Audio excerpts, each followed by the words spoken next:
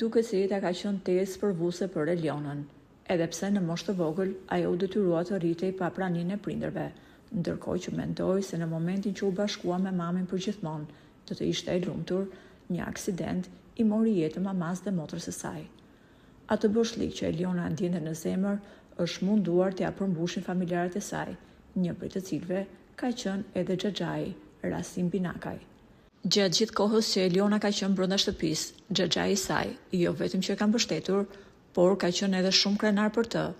Madje, kur ka dalë nga shtëpia e Big Brother VIP, nga personat e parë që Eliona ka takuar, ka qenë xhaxhai i saj i preferuar.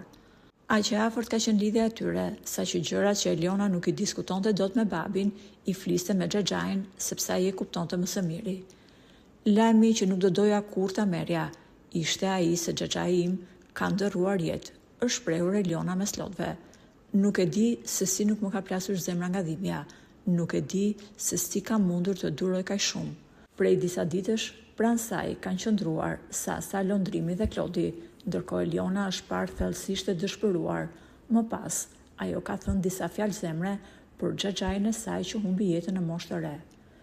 Plumba të morën jetën tënde, po kur nuk do të vrasin kujtimet dhe forcën që ti le pas. Do të më mungosh gjithmonë dhe kujtimet me ty do t'i mbaj përgjithmonë në zemrën time. Të prehesh në paqe, xhaxhai im.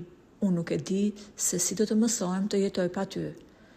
Rasim Binakaj humbi jetën në lokalin My Place në Gjakov, si shkak i një mosmarrëveshje që kishte me pronarin e lokalit.